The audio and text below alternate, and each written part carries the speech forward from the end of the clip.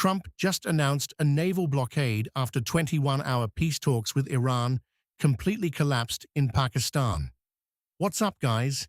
This is Colton again with the most important news on the internet. So here's what went down. Vice President J.D. Vance just spent over 21 hours in face-to-face negotiations with Iran's parliament speaker Mohammad Ghalibaf in Islamabad.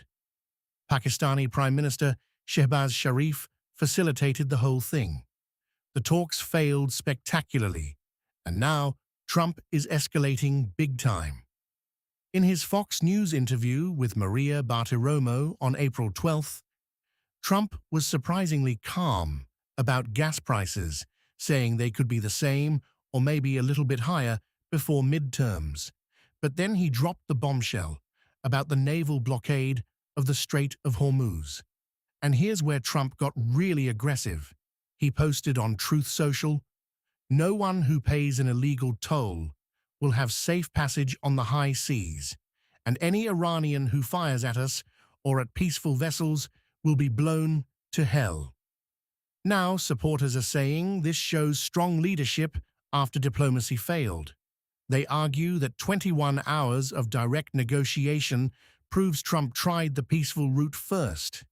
Critics are calling this reckless escalation that could spike oil prices even higher. They're pointing out that 20% of the world's oil supply flows through that strait. Iranian officials haven't responded publicly yet, but this is basically Trump saying, "We're going to militarily control one of the world's most important shipping lanes." Here's what nobody's talking about. This is the first time we've seen Trump use his VP as the lead negotiator in a major foreign policy crisis. Think about it. Vance led those 21 hours of talks, not the Secretary of State. That's a massive shift in how this administration operates. And the timing is everything. Trump's being unusually honest about gas prices staying high right before midterms, which tells me he knows this blockade is going to hurt at the pump, but he's doing it anyway.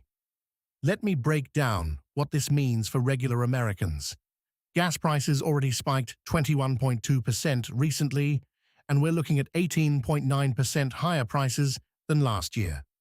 According to the Bureau of Labor Statistics, inflation hit 3.3% year over year in March. Now, Trump's essentially guaranteeing those prices stay high or go higher by blockading the route that carries a fifth of the world's oil. Pew Research shows 69% of Americans are concerned about higher gas prices, with 45% extremely concerned. But here's the crazy part.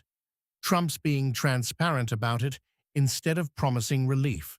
That's either political suicide or he knows something we don't about how this plays out. Do you think 21 hours of failed negotiations justifies a naval blockade that's going to hit your wallet? Drop your take in the comments. Are you willing to pay more at the pump for this kind of foreign policy? I'm Colton with the most important news on the internet. See you tomorrow.